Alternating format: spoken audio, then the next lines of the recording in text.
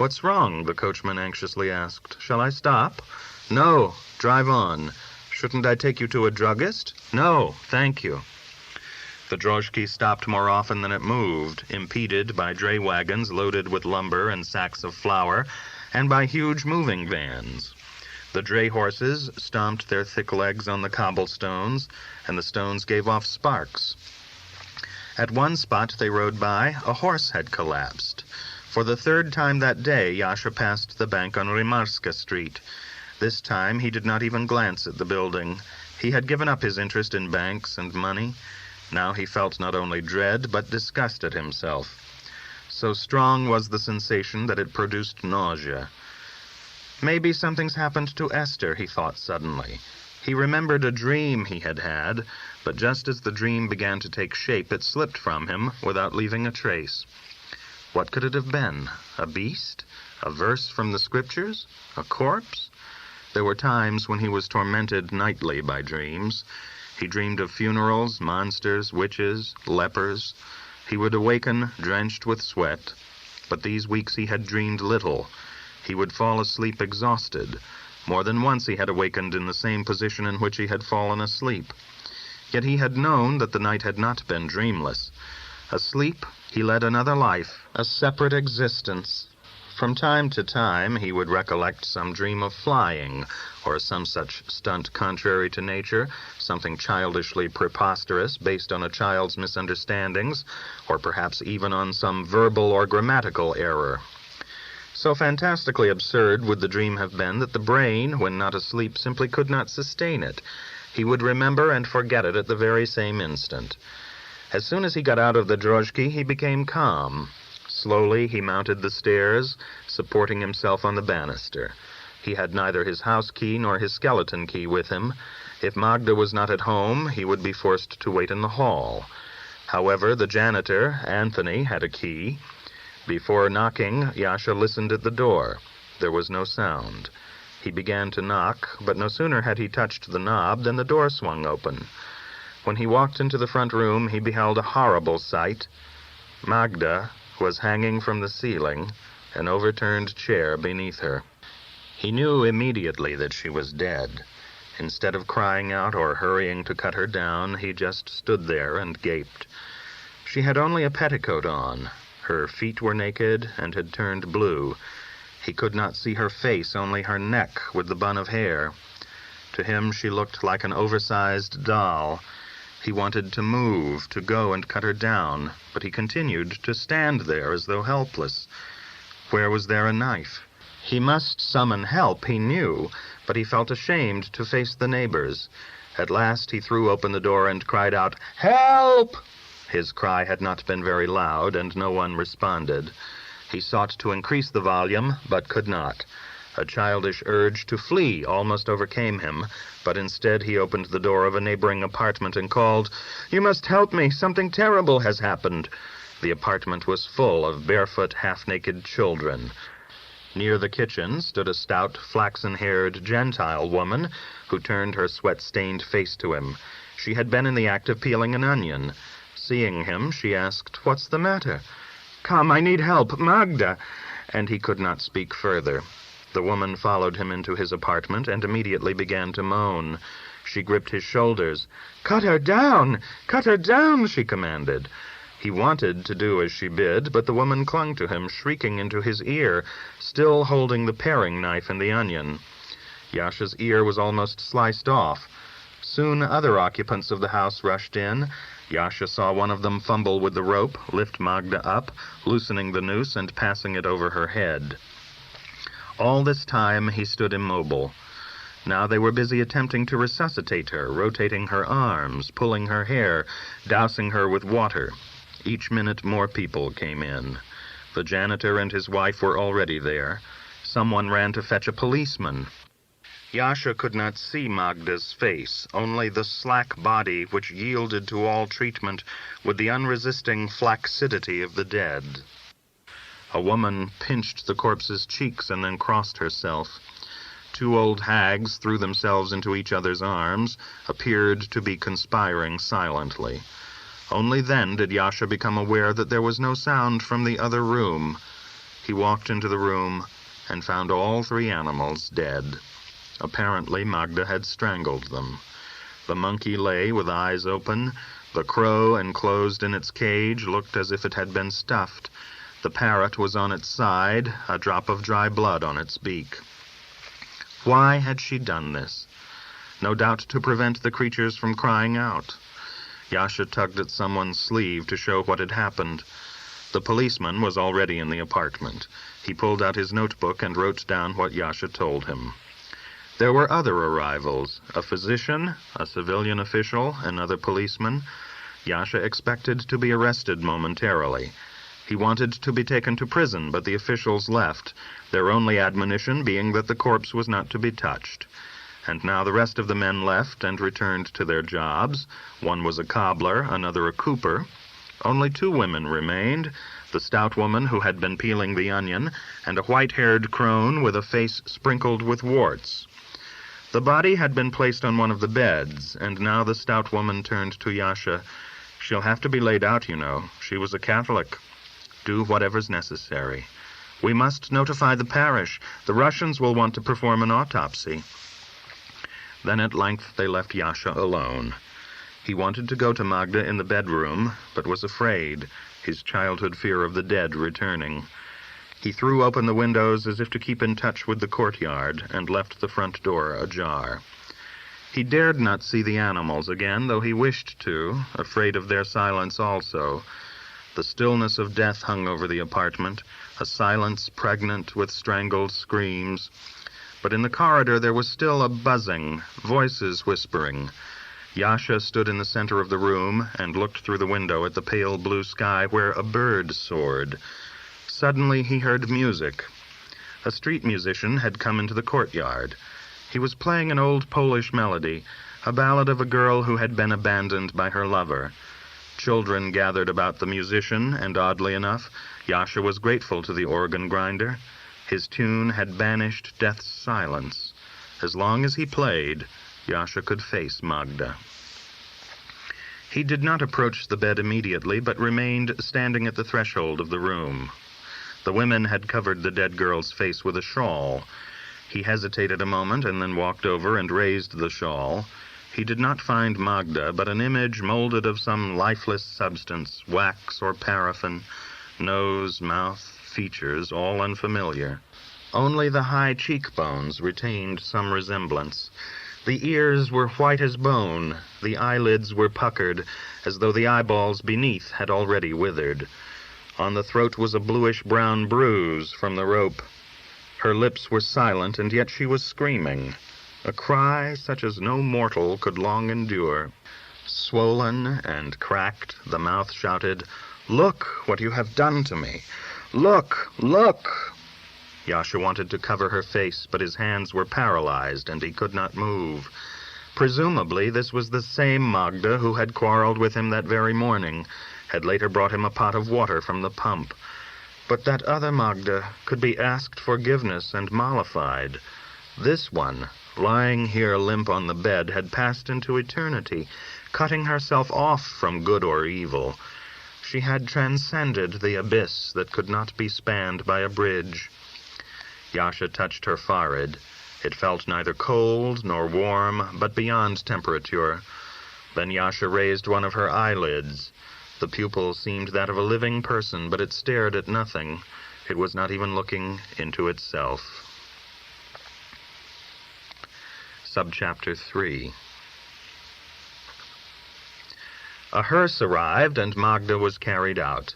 A huge fellow in a blue apron and wearing an oilskin cap, which only partially concealed a shock of yellow hair, took her in one hand as though she were a chicken, dropped her on the stretcher, and covered her with a gunny sack. He shouted something to Yasha and handed him a document. He was assisted by a short man with a curly mustache who likewise seemed angry at something. The assistant stank of whiskey, and the odor made Yasha think of a drink. The pain and the fear had become unendurable. He listened to the 2 men descend the stairs. The sound of whispering came from the other side of the door.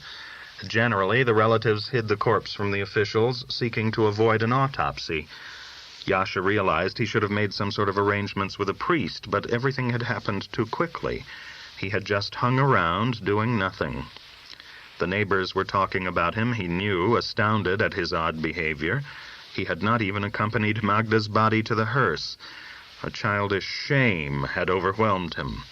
If there had not been people to face, he would have left, but he waited for the crowd to disperse. By this time, the apartment was almost dark. He stood staring at a spot on the door latch, feeling hemmed in on all sides by uncanny forces. Behind him the silence rustled and snorted. He was afraid to turn his head. Some shadowy form lurked nearby, ready to leap upon him and attack him with tooth and claw, something monstrous and nameless. He had been familiar with this presence from childhood. It revealed itself to him in nightmares. It was, he assured himself, a figment of his imagination, but nevertheless he could not deny its existence. He held his breath. Such terror could be endured only a few seconds. Outside, the noises had ceased, and Yasha rushed to the door. He tried to pull it open, but it wouldn't move. "Won't they let me out?" he wondered in terror. He tugged at the knob, and all at once the door swung open as if blown by a gust of wind. He saw a dark form scamper away. He had nearly killed a cat. Sweat drenched his clothes. Slamming the door behind him, he dashed down the stairs as though pursued. He saw the janitor standing alone in the courtyard, and he waited until the man retired to his cubicle. Yasha's heart did not beat now so much as flutter. His scalp prickled. Something was crawling down his spine. He did not feel the same terror as before, but he knew he would never return to that apartment. The janitor closed the door to his room, and Yasha sprinted through the gate. Now, once again, he felt the dull ache in his foot. He kept close to the walls, his greatest wish being not to be seen, or at least not to be conscious of others watching him. He reached Franziskaner Street and hurriedly turned the corner like a boy playing truant from Cheder. The events of the past 24 hours seemed to have made him a child again, a frightened, guilty schoolboy, plagued by fears he could not divulge and by entanglements no stranger could understand. At the same time, he had the sobriety of maturity, of one who dreams and knows that he dreams. Get drunk? Was there a tavern nearby? There were several on Freta Street, but there everyone knew him. On the other hand, Franziskaner was inhabited only by Jews. Here there was no drinking. He remembered that there was a bar on Bugai Street somewhere, but how could you get there without passing Freta Street? He walked to Novinarska Street and came out on a street called Bolests. Footnote: Bolests means pain in Polish. That should be the name of all streets, he said to himself. The whole world is one great agony. He had passed Bugai Street, and he doubled on his tracks. Streetwalkers were already standing under the lamp-posts and around gates, although it was not yet evening, but none of them motioned to him. Am I so repulsive that even they aren't interested, he wondered. A tall laborer wearing a checked jacket, blue cap, and low boots approached. He had a narrow, sunken face which had been half eaten away, and in place of a nose, a black plaster on a string. A dwarf of a prostitute, who scarcely came up to the man's waist, walked up to him and led him off. Yasha could see his legs shaking. The girl could not have been more than 15. What is he afraid of? Something within Yasha asked, laughingly. Syphilis? Yasha reached Bugai Street, but the tavern he remembered having been there had disappeared. Had it been closed? He wanted to ask of some passer-by, but he was ashamed to. What's the matter with me? Why should I feel the shame of a goat in a cabbage patch? He asked himself. All the while he was searching for the tavern, he knew it was somewhere close by, eluding him. Just because he was so anxious not to be seen, everyone was gaping at him. Can they know me here? He wondered. Can some of them have been to the Alhambra? No, it's not possible. They were whispering about him, laughing in his face. A small dog growled and snapped at his trousers. He was ashamed to drive away so small a creature, but the dog foamed with rage and yelped so loudly it scarcely seemed small at all. The devil, who was exacting revenge upon Yasha, apparently was not yet satisfied. He kept adding annoyance to annoyance. Then suddenly Yasha saw the tavern. He was standing right next to it. As if they had all had a hand in the joke, suddenly everyone began to laugh. Now he no longer even wished to go into the place. He would have preferred another, but he felt he could not turn around and walk away. It would indicate surrender. He went up the 3 steps, opened the door, and was hit by a blast of heat and steam. The stench of vodka and beer mingled with something else which was oily and musty. Someone was playing an accordion, and there was a great scurrying about, swaying, clapping of hands, and dancing. Apparently, here it was like one big family. His eyes became misty, and for a moment he could not see. He searched for a table, but there were none, not even benches. He felt blinded, as if a cane or a rope had been placed in his path to trip him. Somehow he managed to reach the bar, but could not break through the crowd of drinkers, and anyway the bartender had walked to the other side of the bar. Yasha put his hand into his pants pocket looking for a handkerchief, but he could not find one. He could move neither forward nor backward. It was as if he had been caught in a trap. Heavy beads of perspiration dripped from his forehead. His desire to drink had in one instant been transformed into disgust. The nausea returned, and again fiery sparks danced before his eyes. 2 large sparks almost as big as coals. "What do you want?" someone asked from behind the bar. "Me?" Yasha replied. "Who else?" "I'd like a glass of tea." And he himself was astounded at his words. The other hesitated. "This is not a tea room." "Make it vodka." "Glass or bottle?" "Bottle." "Quarter pint." "Pint." "40 or 60? 60. Surprisingly, no one laughed. "Anything to eat?" "Might as well." "A salted roll?" "That'll do." "Sit down, I'll bring your order." "Where do you sit?" "Where do you think?" Then Yasha spied a table. It was like demonstrations in hypnotism, which he had read about in magazines and more than once had conducted himself. Subchapter 4. He sat down at the table, and only then sensed how weary he was. He could no longer stand the shoe on his left foot.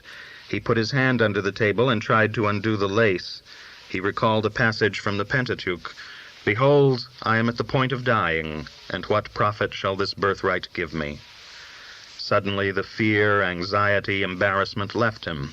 He no longer cared whether he was stared at or mocked.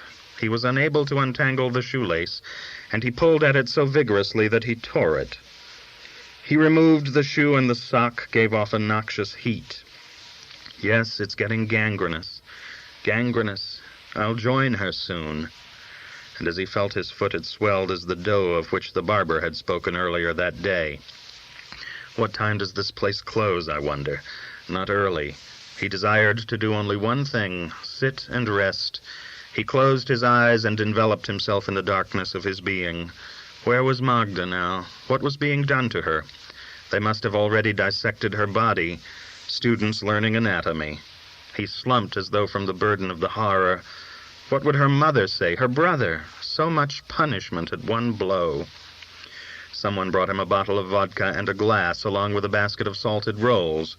Yasha poured himself half a glassful of the vodka and drank it down quickly, as if it were medicine. His nose burned, and so did his throat and eyes. Maybe I should rub my foot with it, he thought. Alcohol is supposed to help this sort of thing. He poured some of the vodka into his hand, stooped and massaged it into his ankle. Well, anyway, it's too late. Then he drank another glassful. The alcohol went to his head, but it did not make him feel better. He imagined Magda's head being cut from her body, her stomach being split open.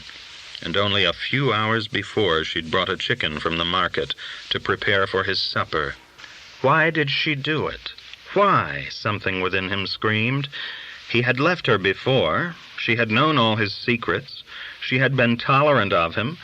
It was almost unbelievable that at this time yesterday he had been in good health, planning to perform somersaults on the tightrope, and with Magda and Amelia still his. Catastrophe had struck him as it had Job. One misstep and he had lost everything. Everything.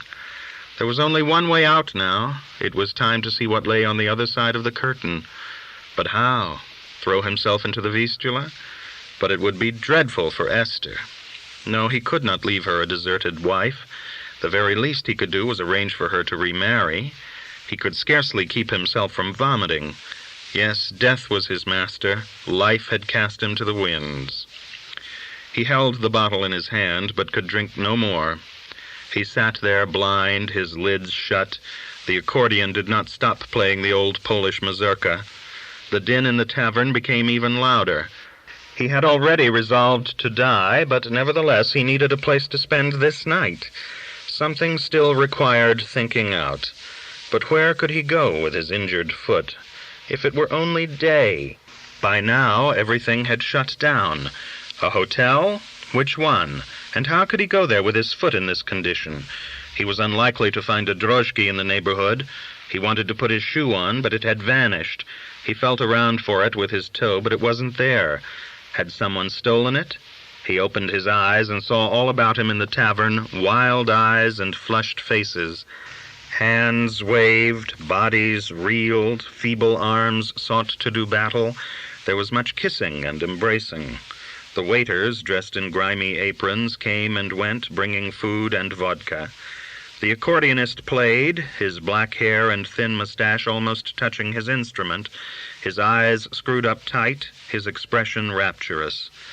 His body was bent close to the floor, which was sprinkled with sawdust. Evidently, there was another room in the tavern, for the sound of a piano could be heard. A curl of steam circled the naphtha lamp. Opposite Yasha sat a huge man, his skin pockmarked. He had a long mustache, a short pimpled nose, and a scar cut into his forehead. He kept grimacing at Yasha. His watery, crossed eyes rolled in exultation, the ecstasy of one on the brink of madness. Yasha touched his shoe and stooped to get it. He tried to put it on, but it would no longer fit. This made him think of the story he had learned in Cheder about Nero, who, hearing of his father's death, found his shoes had become too small for him. For as it is written, a good report maketh the bones fat. How far away all that seemed now. His teacher, Reb Moshe Godel, the children, that volume of the Talmud containing the story of the destruction of the temple, which is studied before the 9th day of Ab. Well, I can't sit here until they close. I must find a place to sleep. He forced the shoe onto his foot, but kept it unlaced, then tried to get his waiter's attention by tapping his glass against the bottle. The giant across the way from him laughed, and Yasha saw a set of broken teeth. It was as if he and Yasha were involved in some great joke together. How can a man live like that, Yasha asked himself. Is he drunk or mad? Does he have anyone at all in the world? Does he work? Perhaps what I'm going through now has already happened to him. Saliva dropped from the giant's mouth. He was laughing so hard his eyes were tearing. Yet he was someone's father, husband, brother, son. Savagery was stamped upon his features. He was still in that primeval forest from which mankind was evolved. Such men die laughing, Yasha said to himself. And then finally the waiter came. Yasha paid his bill and got to his feet. He could barely walk. Each step he took was agony. It was very late, but nevertheless Bugai Street remained crowded. There were women seated upon the stoops, upon stools, upon boxes. Several shoemakers had moved their benches outside and hammered by candlelight. Even the children were still awake. A sulphurous breeze blew from the Vistula. Foul odors rose from the sewers. Above the rooftops the sky glowed as if reflecting some distant fire. Yasha looked for a droshky, but soon realized he would spend the whole night waiting for one. He started off down Tselna Street, continued on Svetoyanska Street, and came out on Castle Place. He could move only a few steps at a time. He was overwhelmed by heat, nauseated. At every gate, at every lamp-post, stood groups of prostitutes. All about him drunkards reeled along as though seeking someone to fall against. A woman sat at an open door underneath a balcony. She had tousled hair and eyes which were aflame with the joy of madness, and in her arms she clutched a basket stuffed with rags. Yasha bent his head. He belched and tasted an unfamiliar bitterness. I know. It's the world. Every second or third house contained a corpse. Throngs of people roamed about the streets, slept on benches, lay on the banks of the Vistula in the midst of filth. The city was surrounded by cemeteries, prisons, hospitals, insane asylums. In every street and alley lurked murderers, thieves, degenerates. Policemen were everywhere in sight. Yasha saw a droshky and motioned at it, but the driver, after looking him over, drove on. Another droshky appeared, but did not stop either. The third droshky that came along did stop, though somewhat tentatively. Yasha climbed in. Take me to a hotel? Which? Anyone, just a hotel. How about the Krakowski? All right, the Krakowski. The coachman cracked his whip, and the droshky trundled off down Podval Street into Mead Street, into New Senator Street. Theater Square was still crowded, filled with carriages. Apparently there had been a special performance of the opera. Men shouted, women laughed. Not one among all these people knew that someone called Magda had hanged herself, nor that a magician from Lublin was racked by pain. The laughter and carousing will go on until they too turn to dust, Yasha said to himself. It seemed odd to him now that he had devoted his every waking thought to entertaining this rabble. What was I after? To have these dancers upon graves spare me some of their applause? Was that why I became a thief and murderer? The droshky pulled up at the Krakowski Hotel, and at that very instant Yasha realized that the trip had been useless. He did not have his identification papers with him. Subchapter 5. Yasha paid the coachman and told him to wait. He sought to coax the room clerk into renting him a room, although he was without credentials. But the dwarf-like individual behind the desk was adamant. It can't be done. Strictly forbidden. Suppose a man loses his papers, must he die? The clerk shrugged his shoulders. I have my orders. Judgments, they do not know them, something within Yasha quoted for him. Thus had his father labeled the Russian laws. Yasha walked outside in time to see the droshky pulling away. Someone had outbid him for the vehicle. He sat down on the doorstep of a neighboring building. This was the second consecutive night he had wandered about. Things are moving swiftly, he thought. Tomorrow night, perhaps, I'll be sleeping in my grave. There were streetwalkers here also. Across the way from him, he saw a woman dressed in black, wearing long earrings. She looked almost like a middle-aged housewife, but she gave him the glance of a prostitute. Evidently, she was one of the unregistered ones, those who offer themselves in courtyards or doorways. She looked directly at him, as though trying to hypnotize him. Her gaze clung to him in entreaty. She seemed to be saying, since we are in the same fix, why not be so together? The light of the street lamp bathed her in yellow, and Yasha could see the wrinkles on her face, the lines in her forehead, the rouge she had smeared over her cheekbones, the mascara around her large dark eyes. He lacked even the strength for sympathy. All he could feel was amazement. So this is the way the powers that be operate, he thought. They play with a man and then cast him aside as offal. But why him in particular? Why this woman?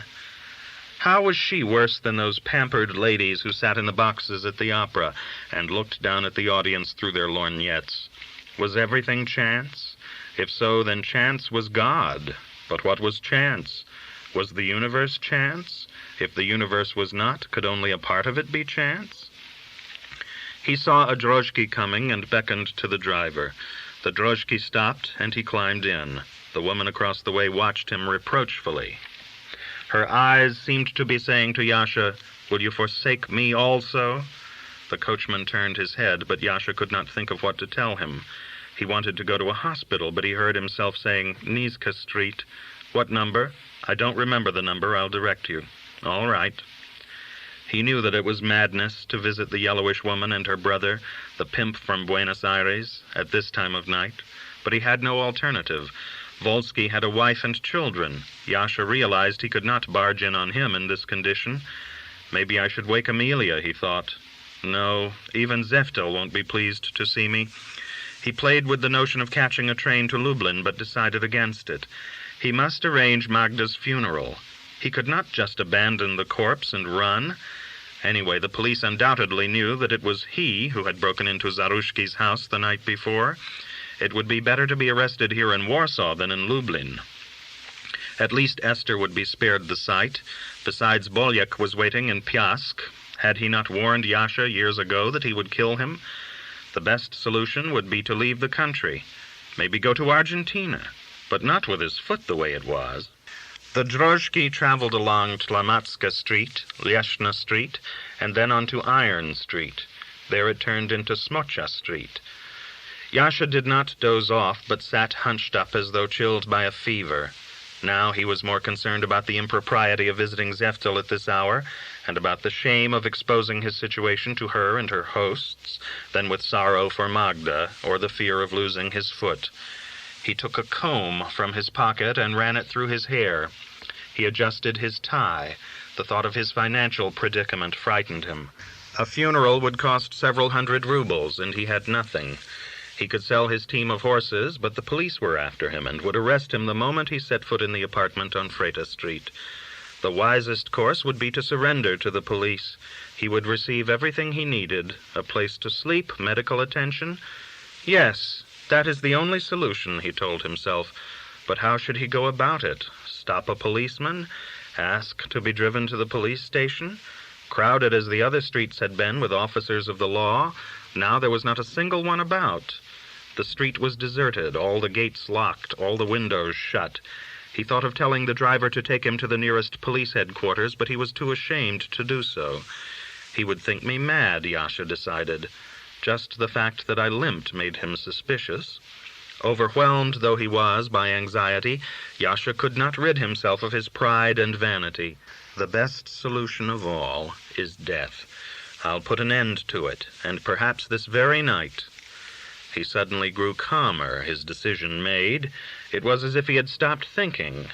The Drozhki turned into Niska Street and headed back in an easterly direction towards the Vistula, but Yasha could not remember which was the house. He was certain it had had a boarded fence with a gate, but no such courtyard was to be seen. The coachman brought the Drozhki to a halt. Maybe it's nearer Apokova Street. Yes, maybe.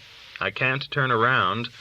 Suppose I get out here and find it myself, Yasha said, aware that this was stupidity. Each step he took was an effort. If you wish. He paid and climbed down. His injured leg had fallen asleep at the knee joint. Only when the Drozhki drove off did Yasha realize how dark it was here. There were only a few smoky street lamps placed at a great distance from each other. The street was unpaved, a mass of pits and mounds. Yasha looked about him, but could see nothing. It was as if this were a street in some country village. Possibly this wasn't even Niska Street. Could it be Mila or Stavka Street? He looked for matches, even though he knew there were none in his pocket. He limped toward Akopova Street. His coming here had been madness. End everything? How did one do it? You couldn't hang or poison yourself in the middle of the street. Go to the Vistula, but that was versts away. A breeze blew from the cemetery. Suddenly he wanted to laugh. Had anyone ever been in such a dilemma? He hobbled as far as Akopova Street, but the house he wanted had vanished. He raised his eyes and saw a black sky, dense with stars, interested only in its heavenly business. Who was concerned about a magician on earth who had allowed himself to be trapped? Yasha limped to the cemetery. These lives were done, their accounts settled. If he could find an open gate and an open grave, he would lie down in it, conduct a proper Jewish funeral for himself. What else remained for him? Subchapter 6. But nevertheless he returned the way he had come. He had become accustomed to the pain in his foot. Let it tear, let it burn, let it abscess. He reached Smocha Street and continued on. Suddenly he saw the house. There it was, the fence, the entrance. He touched the gate and it swung open, revealing the stairs which led to Hermann's sister's apartment. The occupants were up. Lamplight streamed through the window. Well, fate does not wish me to die yet. He was ashamed to enter uninvited, limping, disheveled, but told himself encouragingly, "After all, such things have happened before. They won't throw me out. Even if they do, Yentl will go with me. She loves me." The lamplight shining in the darkness returned him to life. "They'll do something for my foot. Perhaps it can be saved." He considered calling out to Yentl so as to prepare them for his arrival, but decided that this would be foolish. Limping to the stairs, he began to climb. He made as much noise as he could so as to announce himself. He had already prepared his opening remark. An unexpected visitor. A very strange thing happened. But those inside were apparently too engrossed in what they were doing to notice what was going on outside. Well, one lives through everything, Yasha comforted himself. What was engraven on that goldsmith's ring? This too shall pass? He knocked lightly on the door, but there was no answer. They were in the other room, he decided. He knocked louder, but there was no sound of footsteps. He stood there, shamed, humbled, prepared to surrender the vestige of pride he had left. "Let this serve as an atonement for my sins," the voice within him uttered. He knocked 3 more times, very loudly, but still no one came. He waited and listened. Are they asleep or what? He turned the knob and the door opened. A lamp was burning in the kitchen. Yentl lay on the iron bed, and beside her was Hermann. They were both asleep. Hermann was snoring deeply and sonorously. All the interior voices in Yasha became silent. He stood there gaping, and then moved to the side for fear one of the pair should open his eyes. Now a shame he had never felt before came over him. A shame not for the couple, but for himself. The humiliation of one who realizes that despite all his wisdom and experience, he has remained a fool. Later he could not recall how long he stood there. A minute, several minutes. Yentl lay facing the wall, one breast bared, her hair in disarray, as if completely crushed by Hermann's enormous bulk. Hermann was not quite naked. He wore some sort of undershirt of foreign manufacture. Perhaps most remarkable of all was that the flimsy bed supported all that weight. There was a lifelessness about the faces, and had Hermann not been snoring, Yasha would have thought the couple had been murdered. 2 spent figures, 2 worn-out puppets, they lay under a blanket. Where is the sister, Yasha asked himself, and why had they left the lamp burning? He wondered, and even as he did so, wondered why he was wondering. He felt sorrow, emptiness, a sense of powerlessness. It was not unlike the feeling he had experienced a few hours earlier when he had discovered Magda dead. Twice in one day there had been unveiled to him things which are best concealed. He had looked on the faces of death and lechery, and had seen that they were the same. And even as he stood there staring, he knew that he was undergoing some sort of transformation, that he would never again be the Yasha he had been. The last 24 hours were unlike any previous day he had experienced. They summed up all his previous existence, and in summing it up had put a seal upon it. He had seen the hand of God. He had reached the end of the road. Epilogue.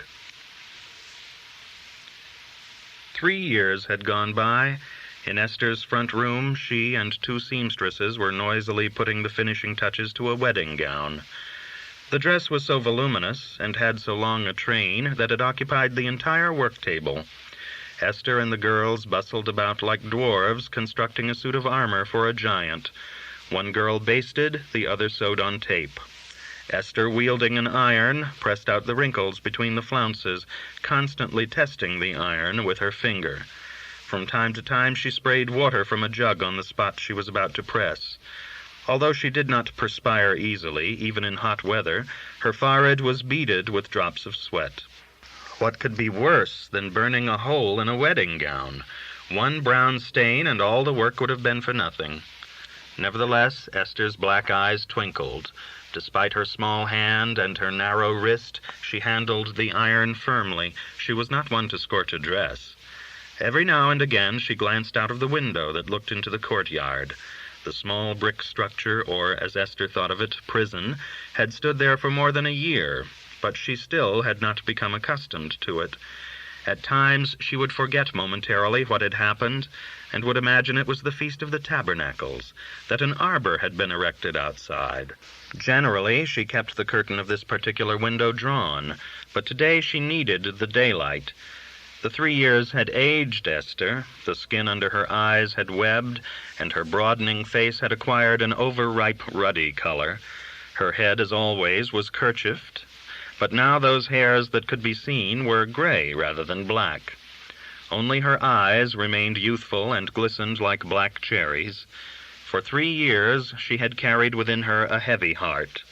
It was no less heavy today, but nevertheless she joked with her assistants, exchanged with them the usual trade banter about the bride and groom. The girls glanced at each other knowingly. Theirs was no longer an ordinary workshop.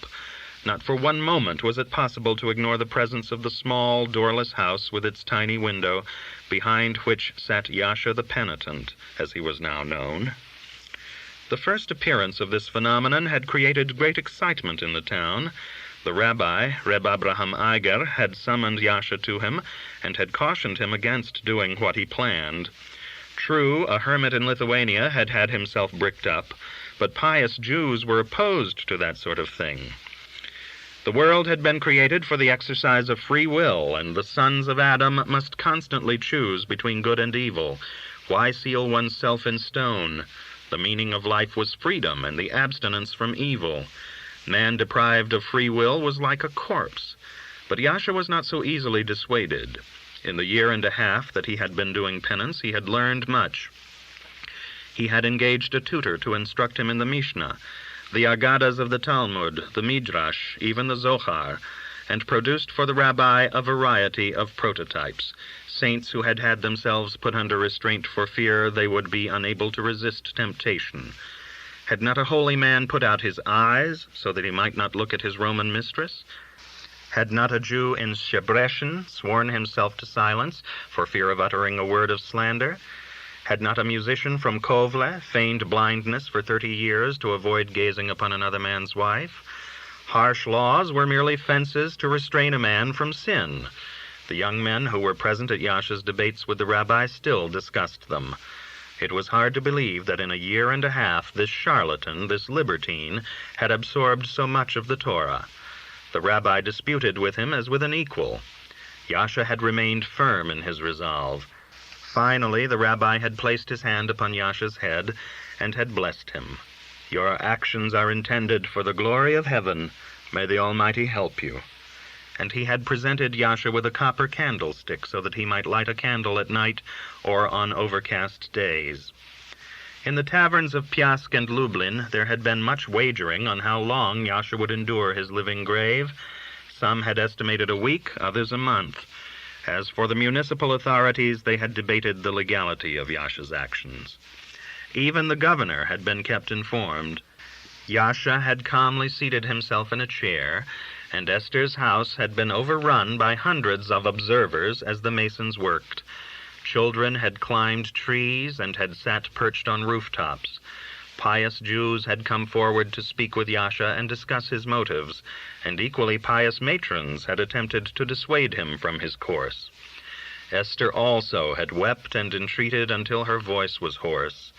Then, escorted by a group of women, she had gone to the cemetery to ascertain by measuring graves what length in candles she must give to charity. Her hope had been that such a gift would influence the spirits of saints to intercede with her husband and force him to reverse his decision. He must not leave her a deserted wife, albeit one who had her spouse so close at hand. But neither the sage admonitions, nor the laments, nor the warnings had been of any avail. The walls of the small house had grown higher, hour by hour. Yasha had allowed himself a space only 4 cubits long and 4 cubits wide. He had grown a beard and sidelocks, and had put on a wide-fringed garment, a long gabardine, and a velvet skull-cap. As the masons worked, he had sat, book in hand, mumbling prayers. There had not even been sufficient room inside for a bed. His possessions consisted of a straw pallet, a chair, a tiny table, a pelisse with which to cover himself, the copper candlestick which the rabbi had given him, a water jug, a few holy books, and a shovel with which to bury his excrement.